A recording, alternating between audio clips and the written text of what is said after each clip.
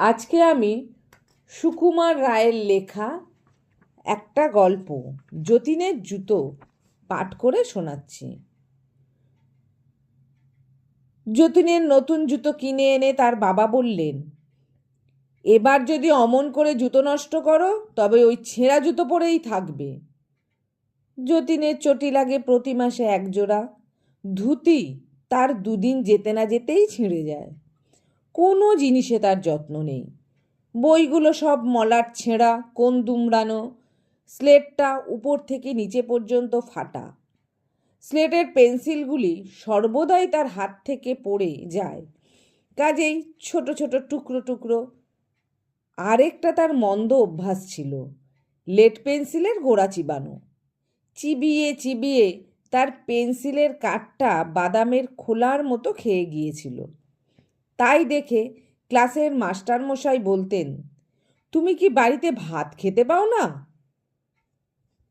নতুন চটি পায়ে দিয়ে প্রথম দিন যতীন খুব সাবধানে রইল, পাছে ছিঁড়ে যায়। সিঁড়ি দিয়ে আস্তে আস্তে নামে, চৌকাঠ ডিঙোবার সময় সাবধানে থাকে যাতে না ঠোক্কর খায়, কিন্তু ওই পর্যন্তই। দুদিন পরে আবার যেই সেই চটির মায়া ছেড়ে দূর দূর করে সিঁড়ি নামা, যেতে যেতে 10 বার হোঁচট খাওয়া, সব আরম্ভ হলো। কাজেই 1 মাস যেতে না যেতে চটির এক পাশ একটু হাঁ করল। মা বললেন, ওরে, এই বেলা মুচি ডেকে সেলাই করা, না হলে একেবারে যাবে। কিন্তু মুচি ডাকা হয় না, চটির হাঁও বেড়ে চলে। একটি জিনিসের যতীনের খুব যত্ন, সেটি হচ্ছে তার ঘুড়ি। যে ঘুড়িটা তার মনে লাগতো সেটিকে সে সযত্নে জোড়াতোড়া দিয়ে যতদিন সম্ভব টিকিয়ে রাখত। খেলার সময়টা সে প্রায় ঘুড়ি উড়িয়েই কাটিয়ে দিত। এই ঘুড়ির জন্য কত সময় তাকে তাড়া খেতে হতো। ঘুড়ি ছিঁড়ে গেলে সে রান্নাঘরে গিয়ে উৎপাত করত তার আঠা চাই বলে।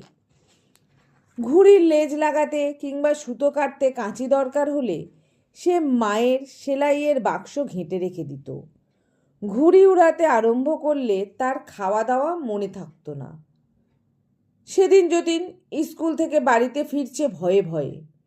গাছে চড়তে গিয়ে তার নতুন কাপড়খানা অনেকখানি ছিঁড়ে গেছে। বই রেখে চটি পায়ে দিতে গিয়ে দেখে চটিটা এত ছিঁড়ে গেছে যে আর পরাই মুশকিল। কিন্তু সিঁড়ি নামবার সময় তার সে কথা মনেই রইল না। সে 2-3 সিঁড়ি ডিঙিয়ে নামতে লাগলো। শেষকালে চটির হাঁ বেড়ে বেড়ে সমস্ত দাঁত বের করে ভ্যাংচাতে লাগলো।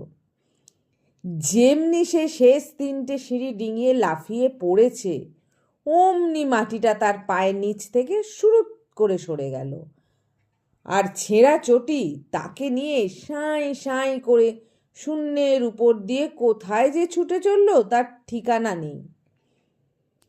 ছুটতে ছুটতে ছুটতে ছুটতে চটি যখন থামল, তখন যতীন দেখল সে কোনো অচেনা দেশে এসে পড়েছে। সেখানে চারদিকে অনেক মুচি বসে আছে। তারা যতীনকে দেখে কাছে এলো। তারপর তার পা থেকে ছেঁড়া চটি জোড়া খুলে নিয়ে সেগুলোকে যত্ন করে ঝাড়তে লাগলো। তাদের মধ্যে একজন মাতব্বর গোছের, সে যতীনকে বলল, তুমি দেখছি ভারী দুষ্টু, জুতো জোড়ার এমন দশা করেছ। দেখো দেখি, আর একটু হলে বেচারিদের প্রাণ বেরিয়ে যেত। যতীনের ততক্ষণে একটু সাহস হয়েছে। সে বলল, জুতোর আবার প্রাণ থাকে নাকি?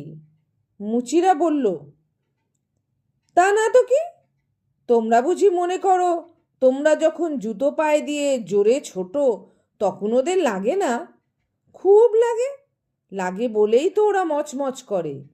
যখন তুমি চটি পায়ে দিয়ে দূর দাঁড় করে সিঁড়ি দিয়ে ওঠানামা করছিলে আর তোমার পায়ের চাপে ওর পাশ কেটে গিয়েছিল, তখন কি ওর লাগেনি? খুব লেগেছিল, সেই জন্যেই ও তোমাকে আমাদের কাছে নিয়ে এসেছে। যত রাজ্যের ছেলেদের জিনিসপত্রের ভার আমাদের উপর, তারা সেসবের অযত্ন করলে আমরা তাদের শিক্ষা দিই। মুচি যতীনের হাতে ছেঁড়া চটি দিয়ে বলল, নাও সেলাই করো। যতীন রেগে বলল, আমি জুতো সেলাই করি না, মুচিরা করে। মুচি একটু হেসে বলল, এ কি তোমাদের দেশ পেয়েছো যে করবো না বললেই হলো? এই সুঁচ সুতো নাও, সেলাই করো। যতীনের রাগ তখন কমে এসেছে, তার মনে ভয় হয়েছে। সে বলল, আমি জুতো সেলাই করতে জানি না। মুচি বলল, আমি দেখিয়ে দিচ্ছি, সেলাই তোমাকে করতেই হবে। যতীন ভয়ে ভয়ে জুতো সেলাই করতে বসলো। তার হাতে ছুঁচ ফুটে গেল, ঘাড় নিচু করে থেকে থেকে ঘাড়ে ব্যথা হয়ে গেল। অনেক কষ্টে সারা দিনে এক পাটি চটি সেলাই হলো। তখন সে মুচিকে বলল, কাল অন্যটা করব, আজ খিদে পেয়েছে। মুচি বলল, সে কি, সব কাজ শেষ না করে তুমি খেতেও পাবে না, ঘুমোতেও পাবে না? এক পাটি চটি এখনো বাকি আছে। তারপর তোমাকে আস্তে আস্তে চলতে শিখতে হবে, যেন আর কোনো জুতোর উপর অত্যাচার না করো। তারপর দর্জির কাছে গিয়ে ছেঁড়া কাপড় সেলাই করতে হবে। তারপর আর কি কি জিনিস নষ্ট করো দেখা যাবে। যতীনের তখন চোখ দিয়ে জল গড়িয়ে পড়ছে। সে কাঁদতে কাঁদতে কোনো রকমে অন্য চটিটা সেলাই করলো। ভাগ্যে এ পাটি বেশি ছেঁড়া ছিল না। তখন মুচিরা তাকে একটা 5 তলা উঁচু বাড়ির কাছে নিয়ে গেল। সে বাড়িতে সিঁড়ি বরাবর 1 তলা থেকে 5 তলা পর্যন্ত উঠে গেছে। তারা যতীনকে সিঁড়ির নিচে দাঁড় করিয়ে দিয়ে বলল, যাও, একেবারে 5 তলা পর্যন্ত উঠে যাও, আবার নেমে এসো। দেখো, আস্তে আস্তে একটি একটি সিঁড়ি উঠবে নামবে। যতীন 5 তলা পর্যন্ত উঠে গিয়ে নেমে এলো। সে নিচে আসলে মুচিরা বলল, হয়নি, তুমি 2টো সিঁড়ি একসঙ্গে উঠেছ, 5বার লাফিয়েছ, 2বার 3টে করে সিঁড়ি ডিঙিয়েছ।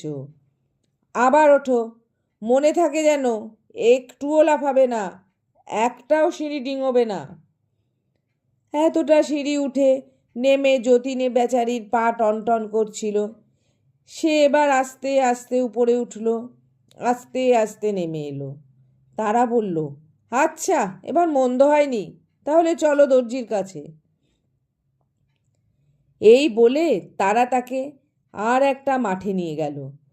সেখানে খালি দর্জিরা বসে বসে সেলাই করছে। যতীনকে দেখেই তারা জিজ্ঞেস করল, কি কি ছিঁড়েছ? মুচিরা উত্তর দিল, নতুন ধুতিটা, দেখো কতটা ছিঁড়ে ফেলেছে। দর্জিরা মাথা নেড়ে বলল, বড় অন্যায়, বড় অন্যায়, শিগগিরই সেলাই করো। যতীনের আর না বলবার সাহস হলো না। সে ছুঁচ সুতো নিয়ে ছেঁড়া কাপড় জুড়তে বসে গেল। সবে মাত্র দুফোর দিয়েছে, অমনি দর্জিরা চেঁচিয়ে উঠল, ওকে কি সেলাই বলে? খোলো খোলো। অমনি করে বেচারি যতবারই সেলাই করে ততবার তারা বলে, খোলো খোলো। শেষে সে একেবারে কেঁদে ফেলে বলল, আমার বড্ড খিদে পেয়েছে, আমাকে বাড়ি পৌঁছে দাও, আমি আর কখনো কাপড় ছিঁড়ব না, ছাতা ছিঁড়ব না। তাতে দর্জিরা হাসতে হাসতে বলল, খিদে পেয়েছে? তা তোমার খাবার জিনিস তো আমাদের কাছে ঢের আছে। এই বলে তারা তাদের কাপড়ে দাগ দেবার পেন্সিল কতগুলো এনে দিল। তুমি তো পেন্সিল চিবোতে ভালোবাসো, এইগুলো চিবিয়ে খাও, আর কিছু আমাদের কাছে নেই। এই বলে তারা যার যার কাজে চলে গেল। শ্রান্ত ক্লান্ত হয়ে যতীন কাঁদতে কাঁদতে মাটিতে শুয়ে পড়ল। এমন সময় আকাশে বোঁ বোঁ করে কিসের শব্দ হলো, আর যতীনের তালি দেওয়া সাধের ঘুড়িটা গোঁত খেয়ে এসে তার কোলের উপর পড়ল। ঘুড়িটা ফিস ফিস করে বলল, তুমি আমাকে যত্ন করেছ, তাই আমি তোমাকে সাহায্য করতে এসেছি, শিগগির আমার ল্যাজটা ধরো। যতীন তাড়াতাড়ি ঘুড়ির ল্যাজ ধরল। ঘুড়িটা অমনি তাকে নিয়ে শোঁ করে আকাশে উঠে গেল। সেই শব্দ শুনে দর্জিরা বড় বড় কাঁচি নিয়ে ছুটে এলো ঘুড়ির সুতোটা কেটে দিতে। হঠাৎ ঘুড়ি আর যতীন জড়াজড়ি করে নিচের দিকে পড়তে লাগলো। পড়তে পড়তে যেই মাটিটা ধাঁই করে যতীনের মাথায় লাগলো, অমনি সে চমকে উঠল। ঘুড়িটা কী হলো কে জানে, যতীন দেখল সে সিঁড়ির নিচে শুয়ে আছে আর তার মাথায় ভয়ানক বেদনা হয়েছে। কিছুদিন ভুগে যতীন সেরে উঠল। তার মা বলতেন, আহা, সিঁড়ি থেকে পড়ে গিয়ে এই ভোগানিতে বাছা আমার বড় দুর্বল হয়ে গেছে। সে স্ফূর্তি নেই, সে লাফিয়ে ঝাঁপিয়ে চলা নেই, কিছুই নেই। তা নইলে একজোড়া জুতো 4 মাস যায়। আসল কথা, যতীন এখনো সেই মুচিদের আর দর্জিদের কথা ভুলতে পারেনি।